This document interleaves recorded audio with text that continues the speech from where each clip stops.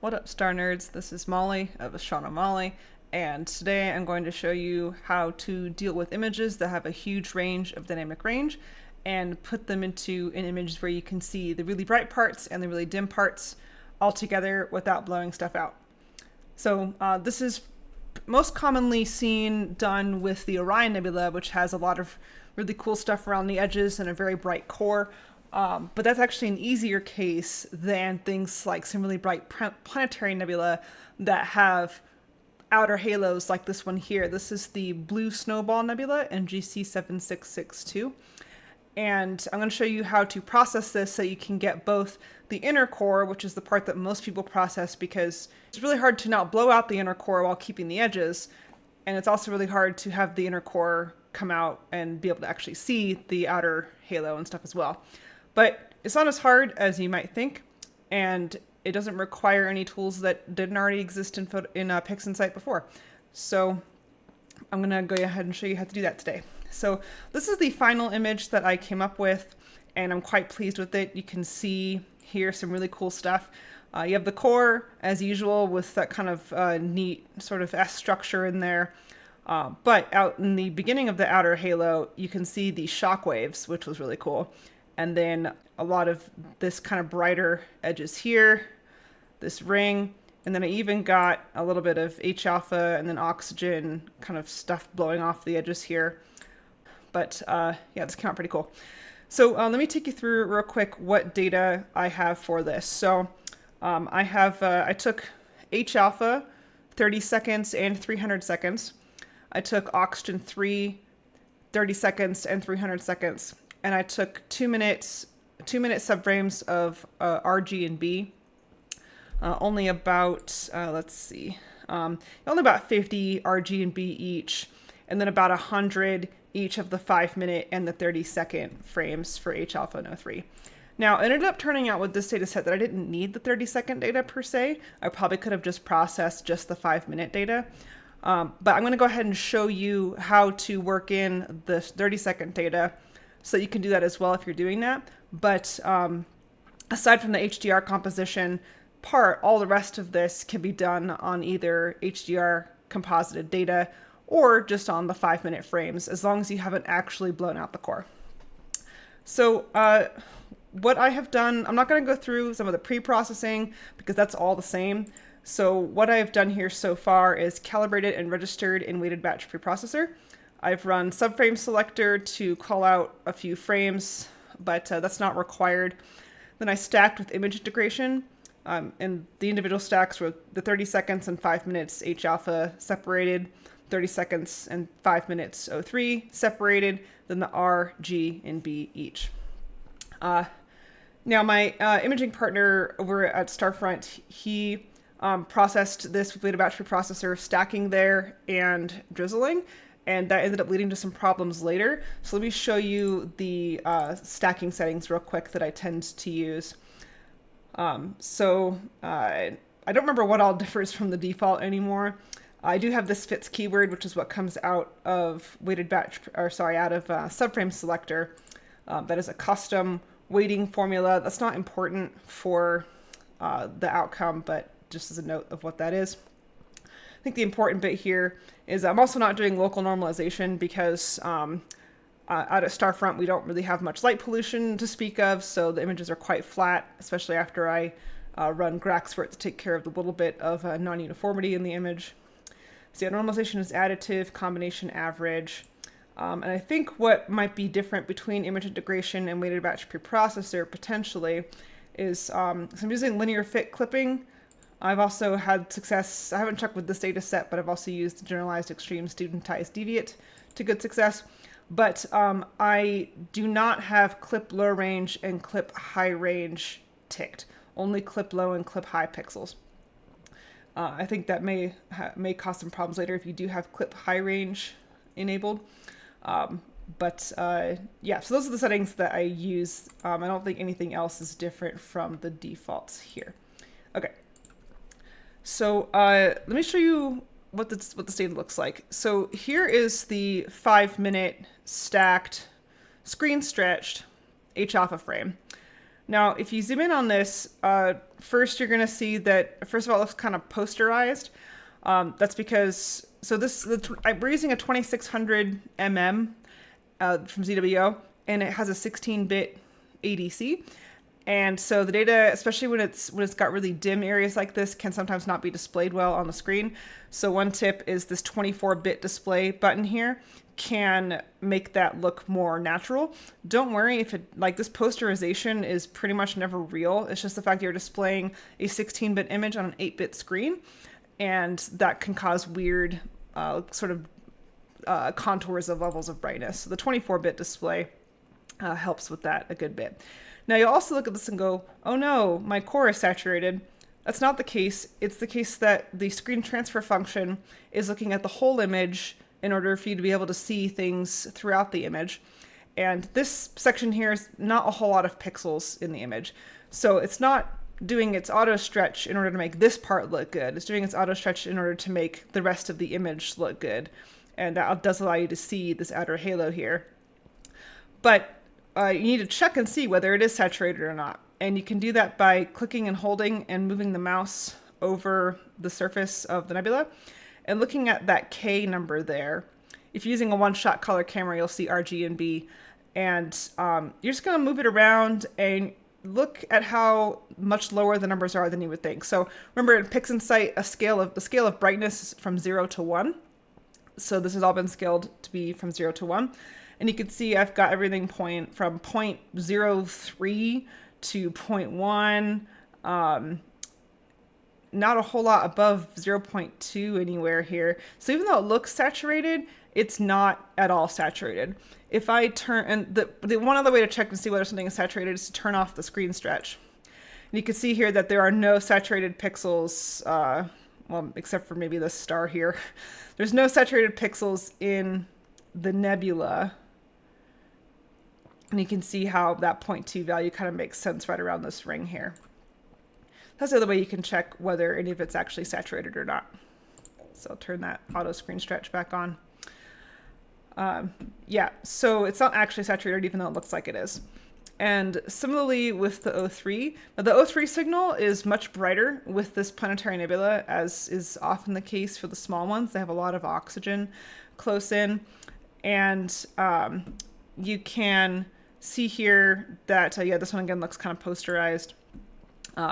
This image here, by the way, is post cropping, GraxPert, and BlurXterminator, NoiseXterminator. So the BlurXterminator brought out these really cool shockwaves here. And so again, you want to make sure that it's not saturated. So first you can turn off the screen stretch. You can see that it's definitely brighter, but if you have your mouse here, it's it's up at 0.98, but it's not 1.0. And as long as it's not 1.0, you're good to go, particularly because in a 16-bit image space, there's a lot of brightness values between 0.98 and 1. And as we go through here, we're actually going to go as high as a 64-bit space. And actually, I say that the original images are 16-bit, but the ones that come out of stacking are 32-bit, and they do have a higher bit depth because of the stacking process. So the number of brightness values between, here's a 0.99 pixel here, the number of brightness values between that and 1.0 is enough that you will be able to not have that saturate if you apply the process as well. So go ahead and turn that back on. So again, it looks saturated, but it's not. If you just hover your mouse around, you can see that none of those values are 1.0. The other image I have here is the RGB image that, again, has been taken through GraxPert, combining the RG and B channels together, running BlurX and NoiseX. And I've also run the RGB color calibration. I use spectrophotometric color calibration. And so that image is here. And it also looks saturated, but again, it's not. If you turn that off, you can see it's actually quite dim. You can always hover your mouse over and check and see. And yeah, look at those RG and B values. They're all pretty low. So we're going to be using the RGB image for the stars, but I'm also going to show you how to keep some stuff in the background like the galaxies here that don't show up very well in the narrowband because they're inherently wideband objects. There's a lot more galaxies in here than you can see right now when we get to a later stage after I've removed the stars. So we're using the RGB image for the stars and for the galaxies. So I'll show you how to do that in a later step. All right, so we can close that. Okay, so since I have 30-second data and 5-minute data, I'm going to go ahead and combine those. Again, you can do all the later steps without combining those as long as your image is not saturated anywhere in the parts that you care about. Okay, so there's a process called HDRComposition. No, the alphabet. There we go. Okay. This preloaded stuff from when I had it open last, but you're going to hit Add Files and and load in this case, I would load in the ones that I have gotten through NoiseXterminator, the H-alpha 30 seconds and the H-alpha 300 seconds. So those are both loaded in there. The binarizing threshold is where you want the lower exposure image to kind of take over the longer exposure image. So that value by default is 0.8, but for the H-alpha image, none of the pixels in the central core are that high. So I'm going to go ahead and open this up and turn that back off so I can kind of see where I'm going here. And I'm going to find out where the brightest pixels are in here. And I'm just going to hover my mouse over, and you can see that in here the brightest pixels are 0.2. But I also don't want to blow out the rest of the inner core a whole lot. So I'm actually going to go not all the way out to the edge of the inner core, but part way out, and where it's kind of like 0.6, 0.7. And that's what I'm going to pick for the binarizing threshold. There's probably a variety of ways of figuring that out, and you may want to play with them and see what results you get. Again, this image, because it's not even close to being saturated, probably doesn't need HDR composition. But I think it can help you be able to control the core a little more when we do go to stretch, when it has some more of that lower levels of brightness in there when we go to do the stretch. All right, so I'm going to set that binarizing threshold to 0.06, not changing any other settings from the defaults. Do make sure that Generate 64-bit HDR image is ticked, and then we will hit Apply. All right, so it gives us two things. It gives us the actual HDR image, which if you auto stretch is going to look really weird because now we have a 64-bit image trying to display on an 8-bit computer screen. If you use the 24-bit stretch, it does kind of make it look less posterized, but do note that you have a lot more brightness values in here than your computer screen can display. So if I turn this back off, then you can see that we've got even lower values around here now, not by a lot, again, because this was already not a super bright core. And then this is the mask. So you can see what areas were replaced by the shorter exposure image. So we don't need to keep the mask. We have our HDR, H-alpha image.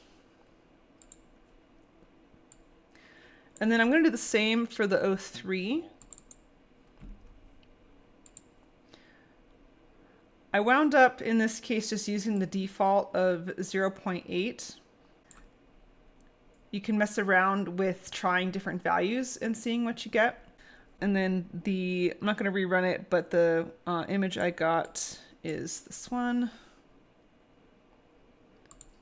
Again, it's going to look posterized and still very bright. Turn this off. And there's our values here. Okay, again, not strictly speaking necessary if your longer exposure image is not saturated, but I think it can kind of help during the stretching phase to keep you from blowing out the core too much. Okay, so that's HDR composition. I'm going to now just close everything. And I'm going to just re-import here my H-alpha and O3 HDR images. Okay, now it is time to stretch these. And this is where kind of the art comes into it, where you have to really be clever and careful with how you stretch them. So I'm going to do the harder one first, which is the O3. And I love generalized hyperbolic stretch. It is, in my opinion, by far and away the best stretching tool. I have a whole separate video about it, but I'm going to walk you through how I apply all the steps here in this video as well, because it is a little bit different while we're trying to protect that core there. Now, what's going to make all this work is the fact that we're going to stretch it, and it's going to look like the core is fully saturated, but we're going to keep it just under actually being saturated. So it's going to kind of look like the screen stretch did. But then we're going to apply HDRMultiscaleTransform, which is what's going to make the magic of making that image have the bright areas look a similar level of brightness to the dimmer areas so that you can see it all on the screen. This is HDR compression, taking that 64-bit space and compressing it to an 8-bit space so that you can actually see it on your computer screen. All right, so yeah, turn off the screen stretch. I'm going to open the preview so I can see what we're doing. And then because this image is so compressed and, or is so, like all the data is so dim because it is a huge image bit space, we have to zoom in a long ways in order to see where in the heck that histogram peak is. So I'm going to actually zoom into the highest zoom level here of 999. You can see that we pretty much just have this like couple bin wide column here, and that's where all of the image data is. I'm going to set my symmetry point to be kind of more toward the right side of that. I don't know if it particularly matters where in the peak you are, or even if you're a little bit to the right of it for this step, but that's where I generally like to put my symmetry point when I'm stretching in general. So I hit send to symmetry point, and then the first thing I'm going to grab is this stretch factor. Actually, let me zoom back out so we can see what we're doing. The stretch factor, and I'm going to pull that far enough to the right to start seeing the histogram take up a fair amount of space, so that we're in, this is the stretching part of the stretch, right? Where we're literally stretching that peak to cover more brightness values so we can actually see it on the screen. Now you can see pretty quickly that the core is saturating immediately. Don't panic. We're going to do something else right here, which is we're going to grab the local intensity and pull that down to the right. And you can see that what it's doing is it's taking the shape of this curve and having it go from being, sorry, back up to 0 here, being pretty much like a right angle to having much more of a slope to it. So that's gonna kind of dampen the effect of the stretch. Hover my mouse over here, you can see that our values are no longer 1.0, that they're all less than 1. That alpha value there, alpha is transparency, and so that's always going to be 1 unless you actually do make some of the image transparent for some reason, which is less of a thing to mess with in PixInsight as it is something you might mess with in Photoshop. So ignore that alpha value being 1.0. That is not the kind of saturation we're talking about. We're looking at the R, G, and B values in this image, knowing that it is actually a monochrome image, so they should be identical. All right, so you can see that they're all less than 1. Cool. I am also going to pull the protect highlights to the left, but not too much, because if you start really dipping into the curve, you can see the curve gets a really weird shape, and our stretch is not as effective, and you can make the image too flat if you go too far in that direction. So I'm just going to kind of put it, I don't know, maybe just a little bit, basically making the core a little bit dimmer than it was. You can see now it's like 0.7, 0.8, up around there. All right, so I'm going to apply that stretch, reset. Remember that in PixInsight, a process will show you what it would look like in the preview if you applied it again. So you have to hit reset in order to go back to kind of refresh before going on to the next step. So you can see now that our histogram peak is starting to have some shape. It's up off the left side. You can actually see it. And that makes sense because now we can actually see things in the image. It's not just all black anymore. But it's, of course, much dimmer still than we want it to be for our final image. So we're going to stretch it again. Stretching is always a multi-step process. There's no like do one adjustment and you have the image at the levels that you want. It is a multi-step process. So I'm going to go about halfway, little more than halfway up this curve here. Send a symmetry point, zoom back out, and I'm going to grab the stretch factor again and pull that to the right again. Now you can see that our outer halo is really starting to pop up. Now, of course, our core it looks saturated, but it's not. Hover the mouse over here, 0.97, 0.96. But I don't want it to be, I want to give myself some breathing room for later. So I'm going to pull that local intensity. I'm actually, once you get past a certain point, you have to move it to the left instead of the right. Just kind of lower this a bit more. Plus, I don't want that inner halo to be super bright either because it can look kind of weird, I think. So I'm just going to pull that down. And pull down my protect highlights a little bit. My core values are now like 0.91, 0.95. Cool. Side note, if you want to zoom in so you can kind of see what you're doing here more, you can hit this button in the preview window here called Select Preview and draw a box. And then you can see more what you're doing. This is basically how you zoom in the preview, as it were. So you can see that even though it's pretty bright, we're not totally hamstringing ourselves here by making it fully saturated. Okay, so I'm going to apply,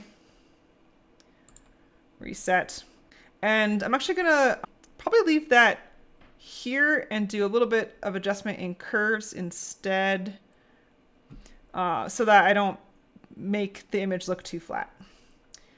All right, so we're good there. Close that, close that. I'm gonna go ahead and go into curves here and just pull up the midtones and the shadows a bit. I'm not gonna mess with the highlights right now, not until after I've run HDRMultiscaleTransform. So again, zoom in here. Yeah, so now you can see I've got these little wings coming off here. I can see the outer halo nicely, and my inner core is still not saturated. It's all less, in fact, it's all generally less than 0.95 even. So we give ourselves some nice breathing room. Go ahead and apply that. All right, now this is where the real magic happens. This is HDRMultiscaleTransform. And I run HDRMultiscaleTransform not just on this kind of really wide range of brightness type of data, like for planetary nebula, but I also run it on, it's really good on galaxies a lot of the time. It flattens the image a bit, and sometimes I'll kind of go bump up the highlights a bit more to kind of bring the glow back, but it can bring out a lot of stuff toward the core of a galaxy that was kind of lost in the brightness before. It's a really magical tool. All right, so the settings I have saved from the default are, default has number of layers as 6, but pretty much everything else unticked here. My version of it is, this stuff at the top is the same, but I have median transform ticked, 2 lightness and lightness mask ticked. And this process can take a little while to run, so in order to try out some different values to see what's going to work, I'm going to make a preview. Clicking this new preview mode button, drawing the box, going to our preview. And now we'll only operate on this much of the image, so it runs faster, so we can decide if we like those settings or not. So I'm going to hit the apply button here. Ah, beautiful. So you can see that it flattened it a bit. The core is still brighter, and it should still be brighter because in reality it is much brighter than that outer halo. But we do want to keep it from looking too saturated because we do want it to look nice and be able to see the detail of the really cool stuff that's going on in there. Like if I zoom in here, like there's some really cool structures, and it also made our shockwaves a little more obvious. So I'm going to hit Control-Shift-Z to kind of bounce back and forth, and you can see here how much it was able to bring out by doing that HDR compression in terms of being able to see that detail that's there and not have it kind of be covered up by having numbers of brightness be close enough to each other that they're not easily differentiable.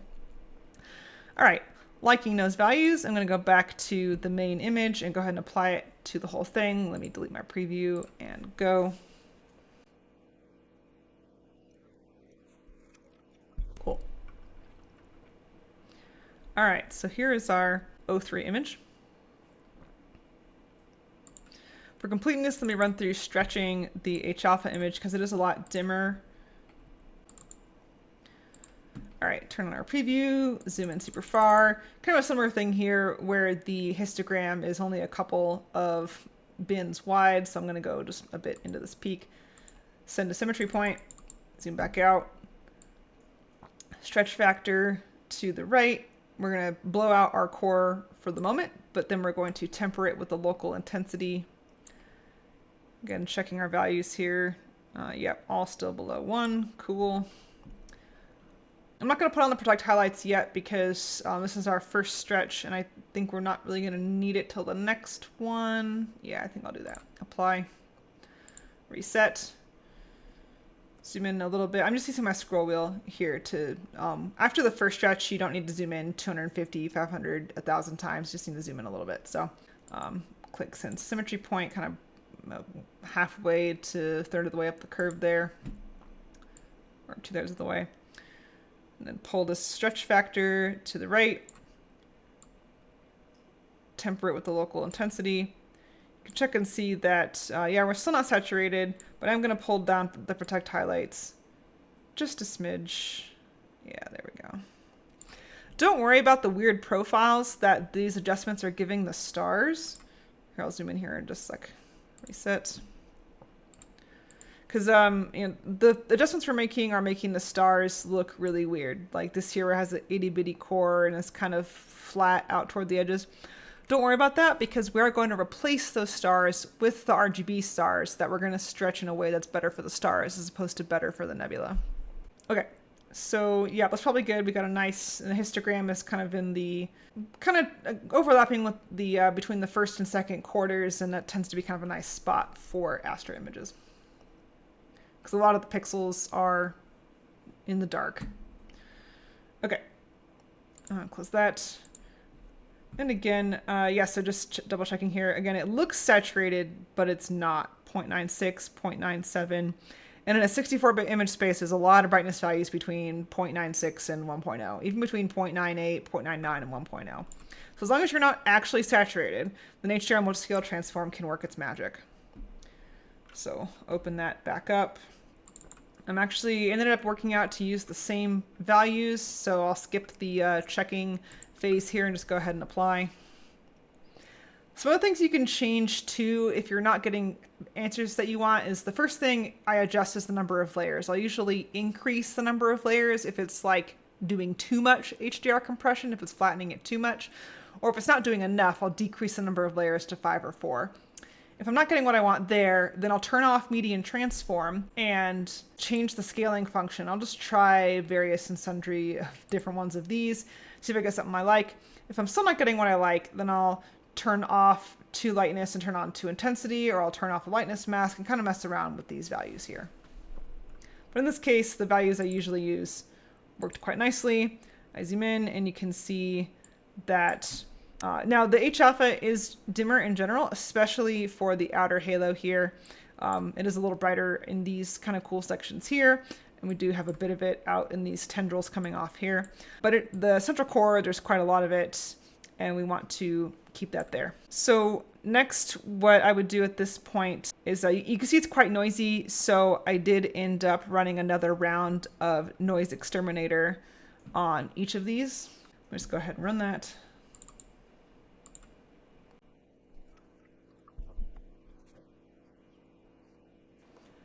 Okay, and on the O3, which is also a little noisier on the edges here. All right, before I go and tweak anything about the curves, let's just go ahead and combine these and see where we are. See what we want to adjust about the level of the H alpha and the level of the O3. See if we need to kind of tone down the core a little bit more with curves, or improve the contrast with curves, or anything like that. To combine, I literally just do a straight HOO combination. So red channel I have as HA, and then green and blue are both O3. I do need to rename these images to match real quick. Sorry, it's appearing on my other screen there. Keeps doing that. Okay. Minimize. Yeah, so again, H alpha is red, O3 as green and blue, just doing a straight HOO image. Apply, not apply global. All right, and here's what we get. Again, ignore the weird stars because we are going to take those out, so don't worry about that. So I'm going to zoom in here, and the image looks, the core looks kind of white here in the middle, and that's because when you're taking monochrome images that are pretty near saturation and combine them into a color image, when color is near saturation, it just looks gray. You can't really see what the color is. And also you can see that my H alpha background is definitely higher than my O3 background because of how red this background is. So I'm going to close that, decide I don't like it, and I'm going to do a couple of adjustments here. So first I'm going to, for both the O3 and the H alpha, open up curves, make my preview here. And I'm just gonna bring down the highlights a little bit to flatten this image a little more. So I'm gonna put a dot on the midtones and the shadows so that those don't change. And I'm gonna just pull down the highlights a bit. Don't wanna go too crazy because we do, if we make it really flat, it's gonna be kind of boring, right? So I just wanna make it so you can actually see the color. Let's see, I'll pull down midtones a little bit just to make it look a little more dramatic. All right, apply, reset, close the preview. All right, and same for H alpha. Make that preview. Yeah, click midtones, shadows, and bring down those highlights just a bit. Now, if you recall, the background was also pretty red, meaning that the background was higher in H alpha than it was in O3. So I'm also going to pull down the background a little bit.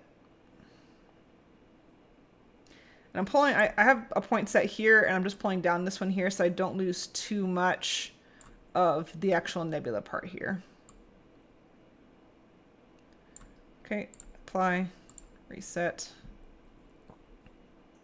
Now on its own, this image looks kind of flat and weird, but when we put them together into the color image, then it will look a little cooler. Okay, apply our HOO again. My red background's still a little high. I'll deal with that. Yes, I have a lot. I have more red in every time I process an image, things are going to be a little bit different. So I have a little more red in my outer core here than I had previously, and I actually don't love that. So I'm going to make one more adjustment. I'm going to leave this zoomed. I'm just going to kind of drop the whole level here, midtones, and drop the background a little bit more. Apply. All right. Let's see how that looks. Okay, I like that better. So it is a lot of O3 in that outer halo, but you can still see some of the H alpha that is mixed in here, particularly in these kind of thicker regions here. And yeah, I continue to mess with this. I'll go select the particular colors using color mask and mess around with curves a bit. So I think I'm going to go bump up the C component and the saturation a bit. Make that look cool. Yeah, okay. We'll take that for now. Ideally, I'd go through and make the colors look a little more of what I want them to be. But this is a good place, and I do want to show how I do the rest of it, where I put in the RGB stars and also the RGB galaxies. So you can see here that the brighter galaxy we saw earlier is here, but we're only really seeing the H alpha and red continuum components of it from the H alpha filter. And it's not ideal. And I also have lots of, there's a lot more redder stars in the galaxy than there are bluer, younger stars. So it's kind of a propensity for a lot of the stars to have a lot of this red in them. And some of them have no O3 emission in them at all because they're just rather red stars that don't have much in the blue and green continuum. HOO stars are particularly ugly looking. So we're going to replace those with RGB stars. So the first thing we're going to do is go ahead and extract those stars. And I forgot to mention, I do save the images at each step. You can see here that at each processing step I save them so that I can go back and tweak things if I get further along and realize that something I did earlier is messing with something I'm trying to do later. Or if I want to go back and reprocess and start at a particular spot because there's a new technique I want to apply, then I can just start there instead of having to redo everything and try and figure out what I did. It's also kind of a nice record of what I did do. So there's a lot of steps in this image, kind of more than usual. So we're about to take the HOO image and make it starless. All right, so we're going to do that with StarXterminator. I don't want to keep the stars for this one, so I'm just going to untick generate star image because I'm just going to throw it away anyways. Cool.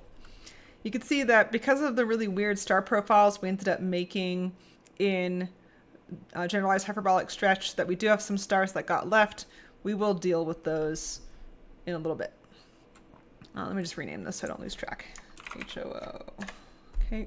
And then let me go ahead and open my RGB image, the stretched one. Yeah, so when I went to go stretch the RGB image, I stretched it like I normally would, but not caring about whether I blow out the core or not, because I'm not going to be using the nebula in this image.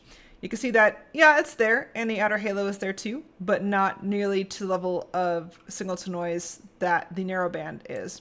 I haven't fully blown out the core. I could probably do some stuff with just the RGB image, but the one with the HOO nebula is going to be a better image. But I could run some HDR and get this to come out better, since it did turn out not to be fully saturated. These are 2-minute subframes. Okay, so in this instance, I'm going to keep the stars and also the starless, because I want to use the galaxies that are in the background and add those back into the HOO image because they're cool and interesting and they're there. So I'm going to run StarXterminator and keep both images.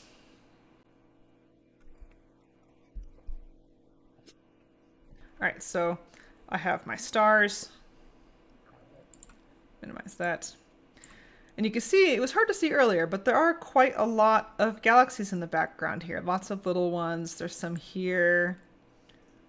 There's one there right next to the nebula. There's kind of a cluster up here. And then, of course, there's these guys over here, this brighter one, and these. I'm going to kind of put three images together in the next bit here. We're going to combine the HOO nebula with the RGB stars and the non-nebula parts of the starless image, so all these galaxies here. So we're going to do that. I'm going to need to clean out the images a little bit. The component I want to keep of the starless RGB image is all the galaxies. So I'm just going to use clone stamp. Not that one, there. And the benefit of removing all the stars is that I can freely stamp over the nebula just using the background, and that should come in nicely. I'm gonna make that larger because we're gonna go stamp out a bunch of this nebula and just go to town. It doesn't need to be perfect because we're gonna overwrite the pixels here with the ones in the HOO image. I also have a little bit of kind of a splotch left from a really bright star, if you recall, that was there. So I'm gonna blotch that out too with clone stamp. And yeah, we got a nice clean image here that has just the galaxies. Hit execute. We have our clone stamped RGB starless image. Minimize that. Then I'm going to open up the HOO image, and I want to clone stamp out the stuff I don't want from that image too, which is to say the leftover stars and any galaxies left in here, because we're going to overwrite those galaxies with the RGB ones that are properly colored. So again, clone stamp. Let's just go knock out all these guys here that are going to get written over with the RGB stuff. That is better.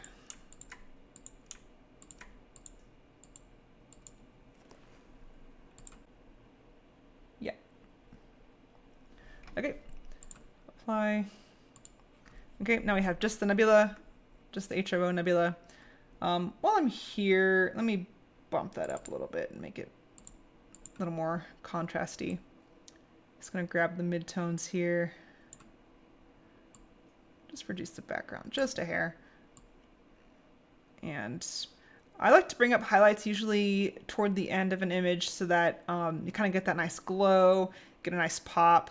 Obviously here I don't want to go too crazy because it's already a very bright core. I'm just going to bring it up just a smidge. All right, cool. All right, so I'm going to combine the HOO nebula with the RGB galaxies and then mix in the stars. So the way I'm going to combine the two is you could just use a maximum function in pixel math and that should do it as well. But since I have it and it gives me a little more control, I'm going to use the image blend script. This is a script that is part of the Cosmic Photons package, which you can get from, let me open up my repositories. Yeah, so you have to kind of do a different repository for each of the Cosmic Photons ones, but it is this one here. I will try and remember to include that in the video description. Okay, so let me open up ImageBlend. On the Astro Imaging channel, we have a video of Adam Block showing how to use the ImageBlend script and a lot of the cool things it can do. And then we also have several shorts, things that I clipped out of that video to kind of show individual processes that are in the uploaded videos. Okay, so I'm going to take the HOO image. It's going to take a second to load. I'm going to take the RGB image, which is the one that we stamped the nebula and any remaining star bits out of. And I'm going to set the blend mode as lighten/max. So it's going to keep the brightest parts of both of those images, which in this case is the nebula from the HO image and all the galaxies from the RGB image. So go ahead and hit apply. We have our new image there. You can see the nebula and the galaxies. And I'm not even going to close ImageBlend.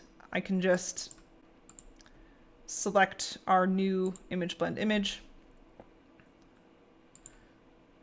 select the RGB stars, and we're going to use the mode screen to rescreen the stars. So this will leave in the galaxies and everything else and just put the stars in where the stars belong. And hit apply. I can close the script now. And now we have our RGB stars added back. We have our RGB galaxies, and we have the HO nebula. I did forget to do what I had done in my version of the image, which was increase the saturation on the stars and the galaxies before mixing them back in, but that's easily done with curves. I like to use the C component as opposed to saturation, but sometimes I use a little bit of both. Then I would go mix those all together to make a nice, colorful. Finally, yeah, I don't really need to do any additional denoising on it this time. The first time I went through this, I needed a little more denoising. Then in order to see it, be able to, because here it's really small, so it's kind of hard to see the detail. So I ended up cropping this down so that I could still get these galaxies here, but then the image was, the nebula part was more the focus of the image. And here is the final version that I had gotten from all this processing. And yeah, I'm pretty pleased with that. So hopefully this has helped you do something that's pretty tricky, which is stretch a planetary nebula image that has a really bright core and a really dim outer halo that you want to bring both of those out without saturating the core and without leaving the outer halo so dim that you can't see it. Just really by doing strategic generalized hyperbolic stretch and then applying HDRMultiscaleTransform. Again, the HDR composition can help, particularly when your longer exposure image is oversaturated. In this instance, my 5-minute images ended up not being oversaturated, so I didn't need to mix in the 30-second images from using the HDR composition. In particular, because the camera, the 2600mm, has a pretty huge dynamic range. And so I was able to get the really dim parts and the really bright parts without saturating them in the 5-minute image. And yep, so enjoy making your really cool planetary nebula images, and you can apply this to other kinds of nebula that have really wide levels of brightness like the Orion Nebula. Enjoy!